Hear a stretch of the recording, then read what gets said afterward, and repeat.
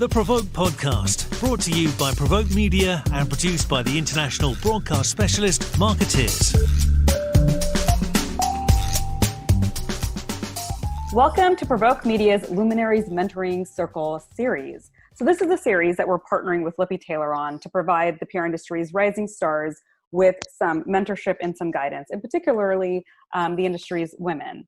So this is the second episode in this series. The first was a conversation with Levi Strauss CCO Kelly McGinnis, which I'll include in the show notes for those of you that may have missed it. But today we have Lily Lin, who is Vice President of Global Communications and Public Affairs at Google. And Lily, I believe you've been at Google for more than a decade now.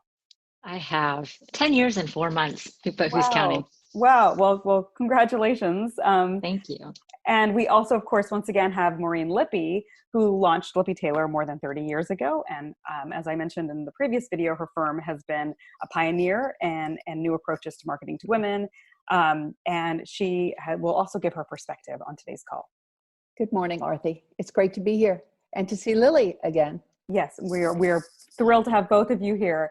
And I realize, this is the first interview that I've done for 2021.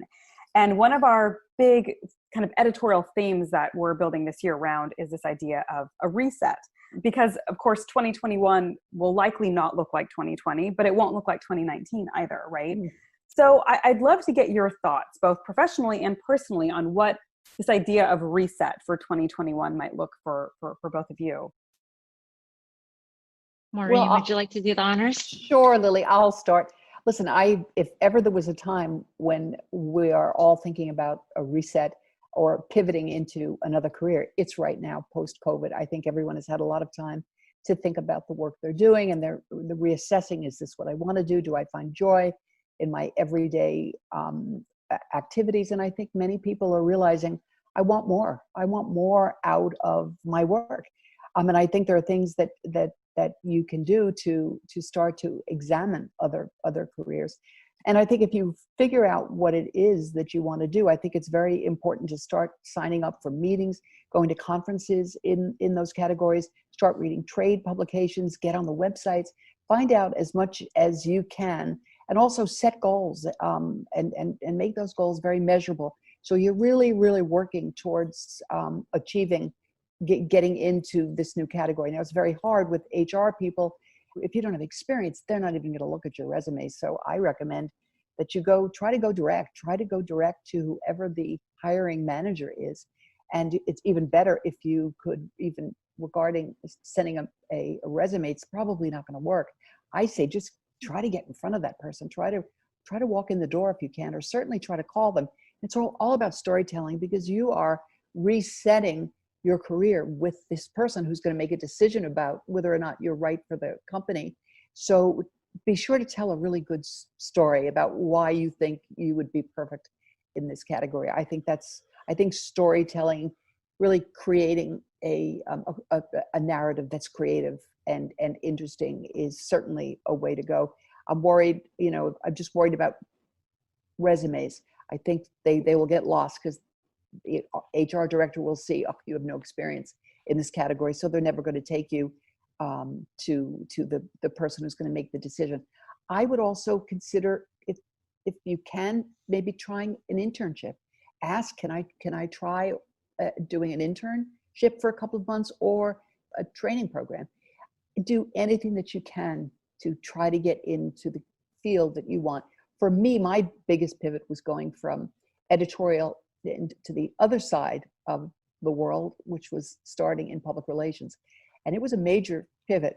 I don't know whether I went to the bright side or I left the dark side. I'm not sure, but I'm used to the pivot, and it's something that we should all be considering and not afraid to do. So that's my 2 cents. One point that, on the internship is, people think of that as being sort of, more junior in your career. But I will say that I've seen more and more folks in senior levels of their career taking, they don't call it, an internship, right? But they'll take a garden, what is it called? Like a garden leave or something. And during that time, there's a reassessing and a retooling of their skill set, and they reemerge in a completely different style of function, right? So that I like that, because it's not internship. The idea of an internship is not just for people that are junior in their career. Yeah. Right. But Lily, you get in.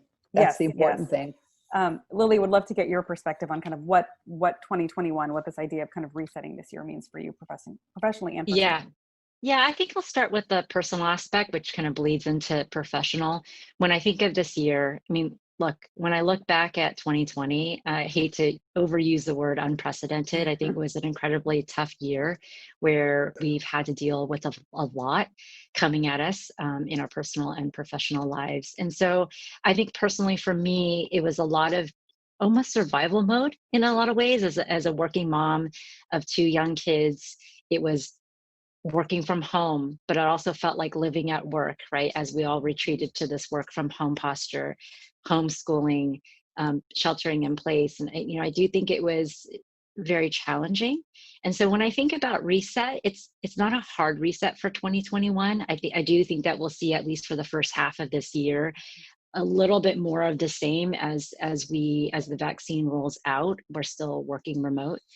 But I do think I'm feeling rejuvenated because I approaching this year knowing now more what to expect, and I want to live life and approach professional and personal life with more intention. We've kind of mastered our work from home environments. I do think that there is a lot of silver linings that we're embracing in terms of just even drilling down on working remote. It's this democratization of kind of work, and no matter where you are, we're all grid, we're all one grid on the screen. And I've learned better personally and professionally how to draw boundaries. In the beginning, it was really blurry, like working and then working well into the night, and just being always online. But now I do think that I'm being more deliberate and intentional with my schedule, and shutting down at certain times in the evening, and family time is family time, and being very protective of that. So I just feel like I'm approaching the year with a lot more intention and feeling a lot more prepared to deal with what comes our way. Yeah, I think that was a very good point about, I mean, we're not out of the woods by any stretch. But I think the difference is, like you said, Lily, we have a better idea. We know what to expect in 2021 a little bit better than we did in 2020 when we were hit in March with, many people were blindsided by what happened. And I like the intentionality. I think that's a really good way to put it.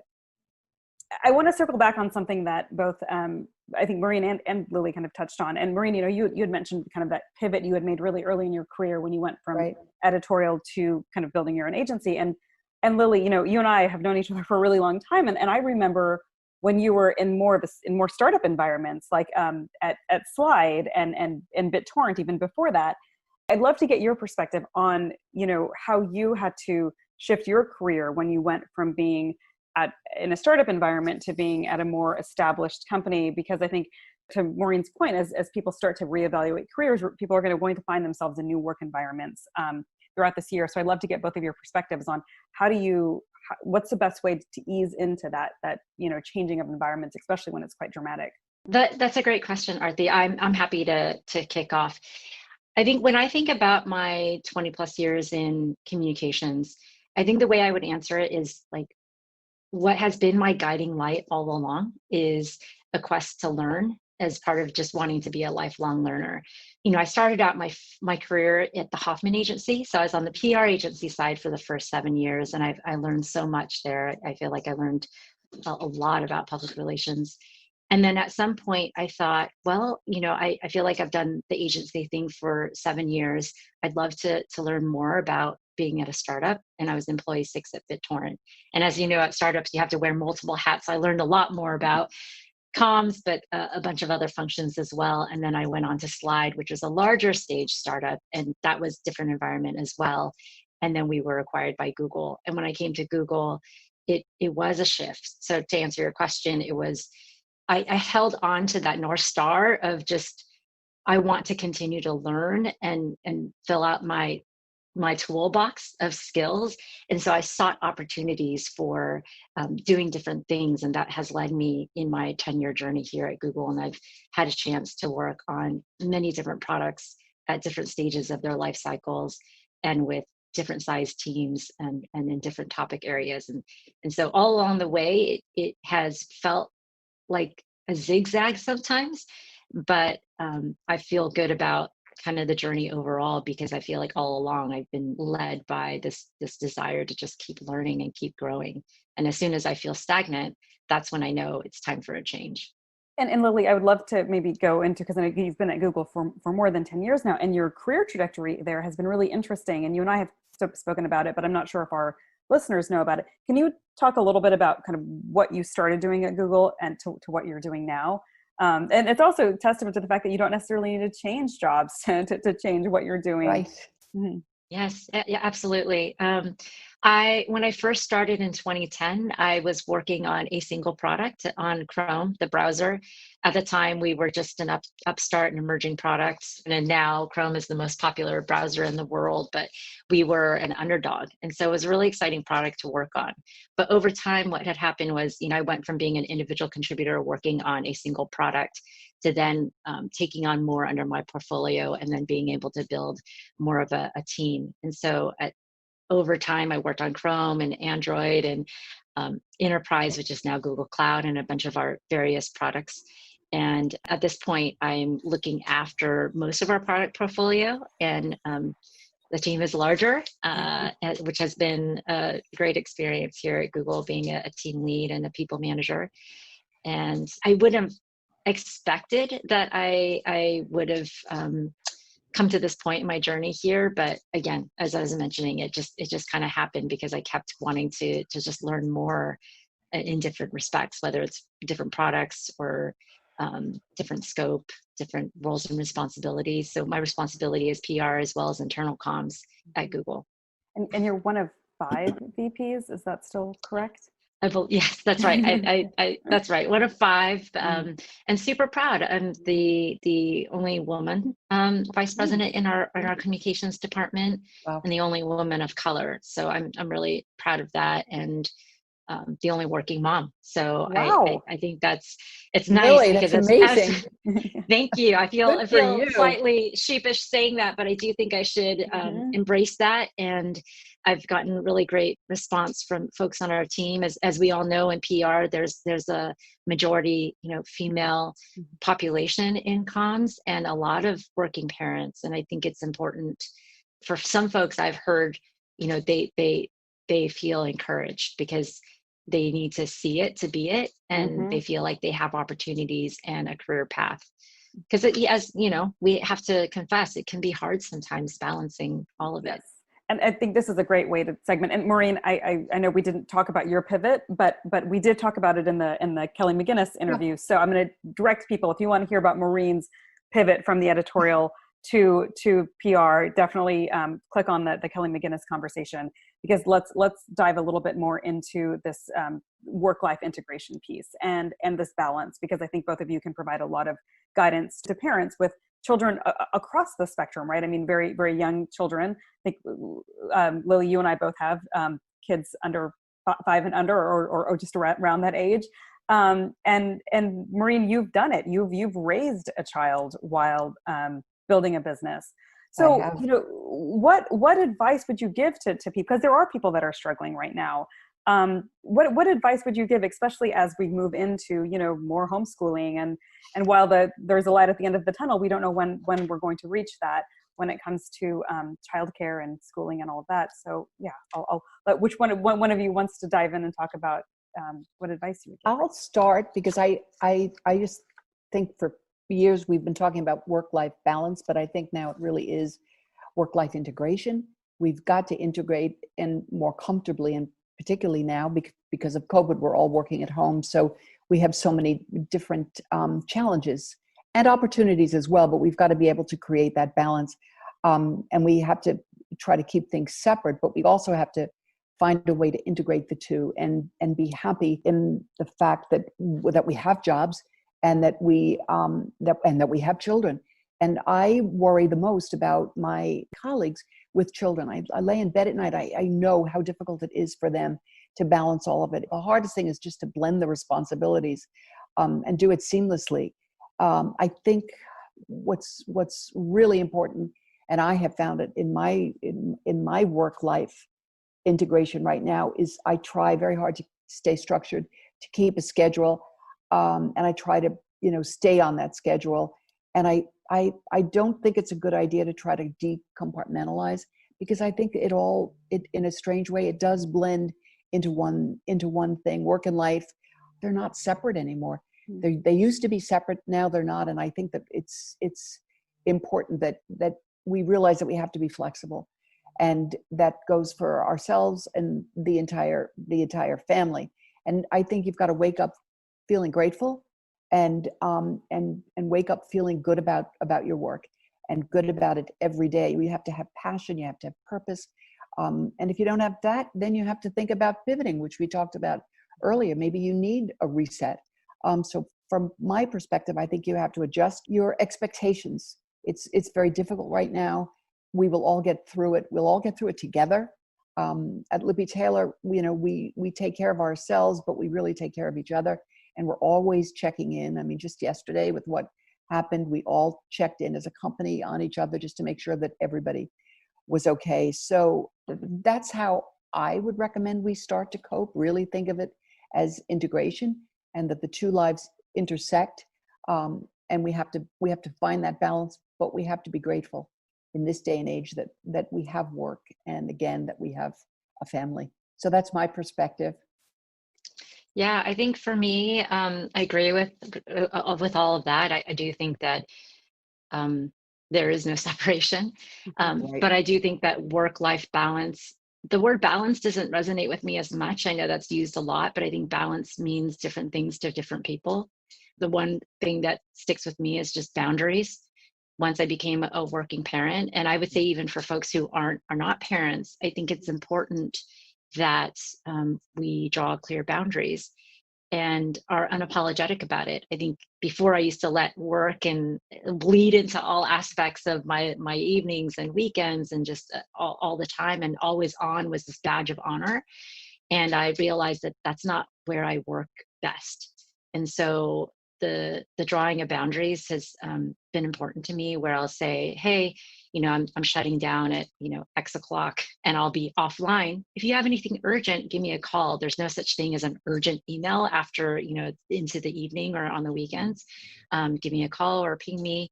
But I think being present has been important as a working parent. I don't want to be at work and then feel guilt or feel like I'm distracted by what's happening in home life. Yet on the flip side, I don't want to be sitting at the dinner table and not feel like I can be present with my children for the few hours that I get with them during the day, and kind of looking under the table, kind of checking my phone, like how many people have done that before. And it's not a great behavior to model for the little ones. I believe it's, especially when we're trying to kind of curb screen time. So I think drawing boundaries has been important for me as I navigate work life. Oh, Lily, I couldn't agree more. And it's not easy.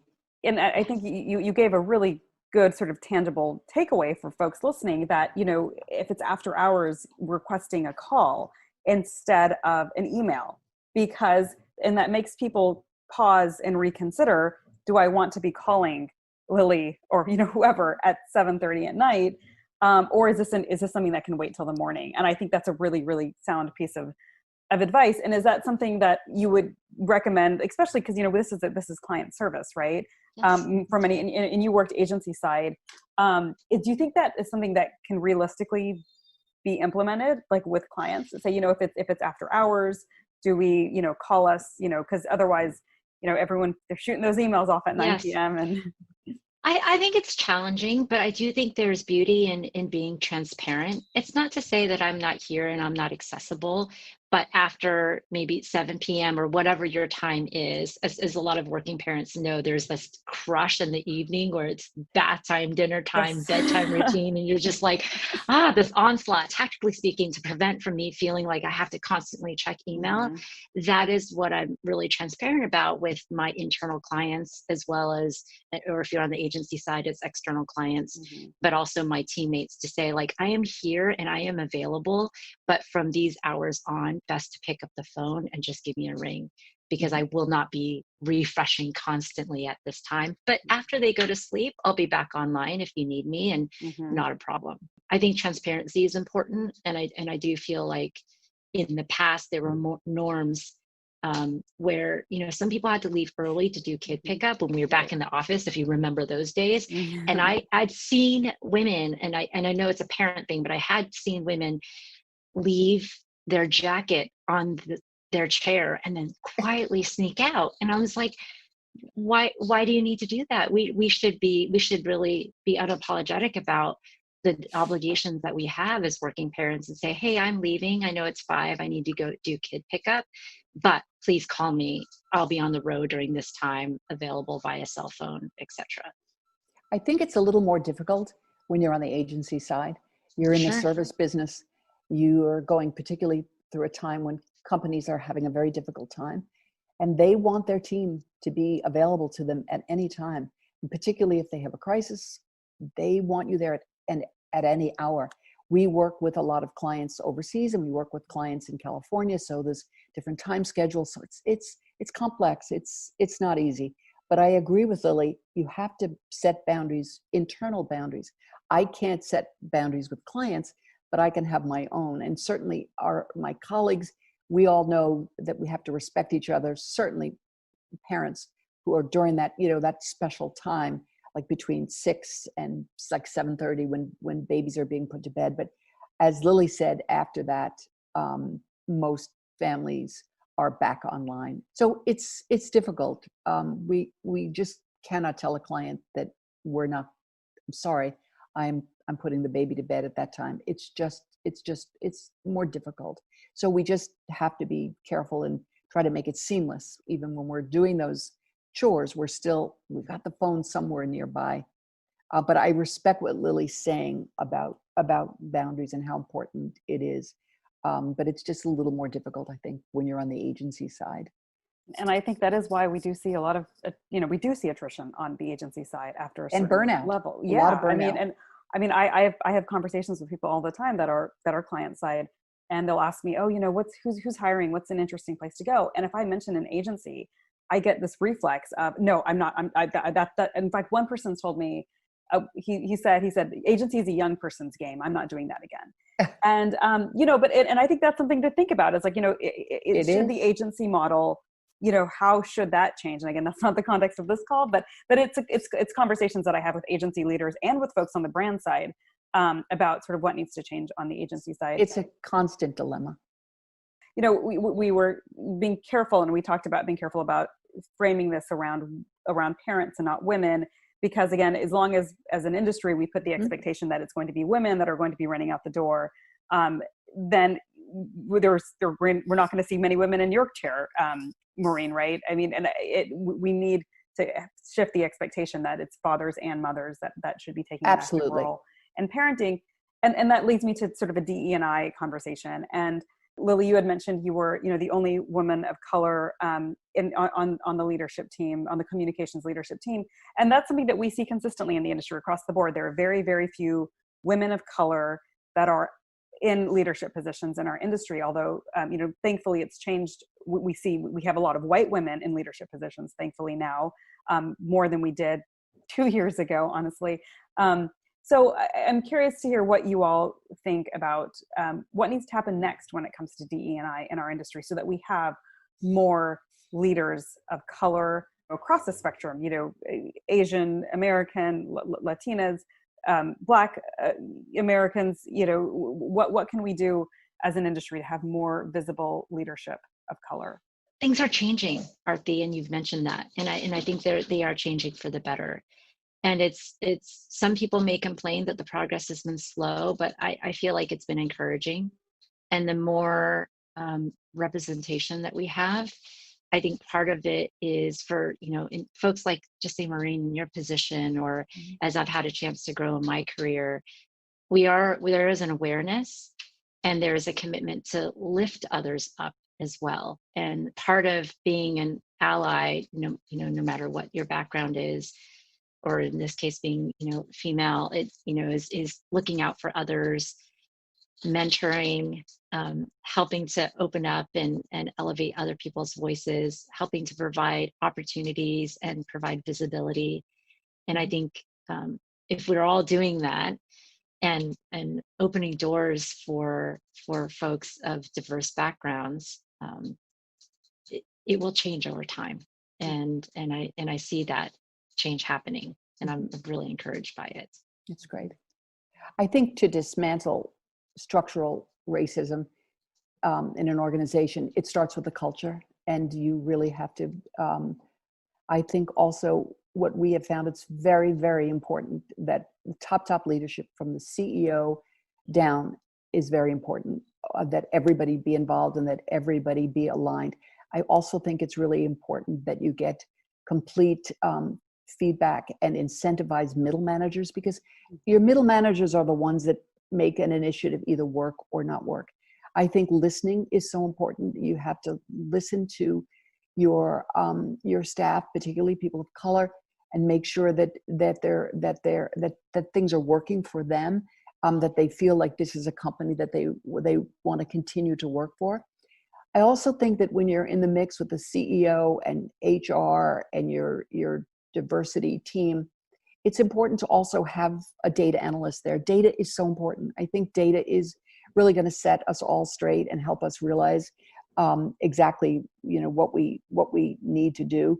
And I think, just evidence-based bias in interpreters are really important, because so much of it is unconscious, and it's the number one priority for Lippe Taylor right now. This has to become a daily initiative, and the entire agency or the entire organization has to buy in. And I think also that there have to be business metrics involved in this initiative. It has to relate to how we do our business and our success metrics in business. It all has to be intertwined. It's complex, it's not comfortable, but it's something that we all are committed to, and we have to be committed to it. It's extremely, extremely important. We're all talking to each other in the industry, and we're all, exploring different ideas. And obviously we're trying to connect with the right universities, Black universities, and trying to make sure that we go into those universities and talk about our industry, so that we make sure that more people of color, male, female, are interested in public relations. Because what we found is, many of them were not studying it. So I think it's incumbent upon us as PR leaders to go into these universities and actually talk about the beauty, the advantages, what we do for a living, and why it can be such a successful career. I think that's really important and incumbent on all of us to do. And then with those universities, use them to find talent and create close working relationships with their departments, and so that we find the best and the brightest to get involved in our companies. But I think educating about our industry is really important. Yeah. Circling back to something Lily said at the beginning of this conversation was, if you can't see it, it's hard to be it. And I think that's why it's so important for women, Maureen like yourself and Lily like yourself, to be visible and to show that there are pathways to leadership. And that's one of the things I think the industry had struggled with for a long time was, you saw 70% women on the sort of working ranks, but then you looked up at the managements and the CCOs and the CEOs of the bigger agencies, and it was all men. It was all white men for the most part. And thankfully, that's something that we are seeing tremendous progress on. Really, I've been following this for a decade, and in the last few years, so much progress has been made on that front. So thank you both for actually, helping with this by being visible and present and available today. I'm looking at my notes, and there are so many things we didn't even get to touch on. But I know we do need to wrap up. So I want to thank both Lily and Maureen, and we'll close on, do you have any closing thoughts? Since there wasn't anything that, there was a lot that we didn't get to touch on, we'll do this Twitter style, like lightning style. If you want to give me a couple of sentences on kind of any closing thoughts on what advice you would give to folks going into 2021. I'm happy to start. I think that some practical advice as I reflect back, again, I think it has been helpful for me to have a guiding light and a North Star. In this case, it was, where can I learn? How can I make impact? And in many cases, like what scares me, if it's something scared me, an opportunity scared me, I knew it was probably the right thing. The last thing I'll leave folks with, and this seems very simple, is as you navigate through your career, whether it's with clients or managers, teammates, bosses, be kind. I do think that it's a small world. You never know where things are going to come back, and reputation matters. And so I've had situations where I was on the agency side and, I was serving the client, but later on, went somewhere else and the client was looking for a job, and you just never know how the world comes back around. So be kind, be a good person, and have integrity in your work and in the way you deal with people. Lily, I couldn't agree more. And what I was going to say is just this year, certainly, we've learned the importance of empathy and kindness and just understanding and really caring for each other. I know we talked about it earlier, but the fact that, everybody is working in their homes. I think about some of my wonderful younger colleagues who live in, 500 square foot apartments, and they can't leave. They can't see their families. They haven't seen their parents or their grandparents in months. I'm worried about everybody from at every level at the agency. And one of the things that we have found that has really worked is to have constant communication, constantly communicate with our staff. We're always talking to each other. Kind of our guiding light is that we've got to take care of each other as well as ourselves, as I said earlier. I think that's so important. And we were also very committed to trying to, make sure that we offered guidance in emotional and mental health, because this has been so difficult for all of us.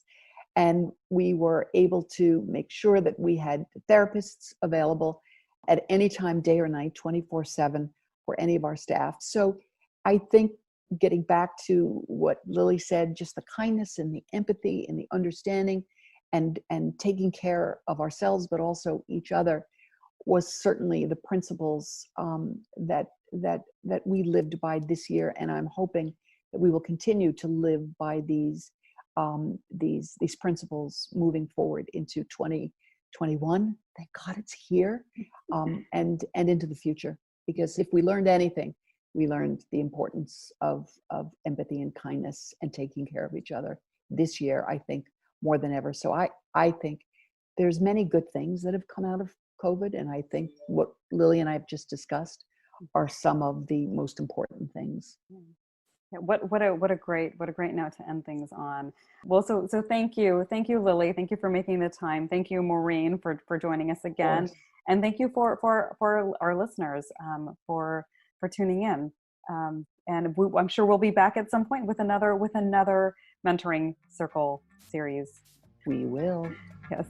Thanks, Aarti. Thanks, Lily. Thank you so much. Thank you both.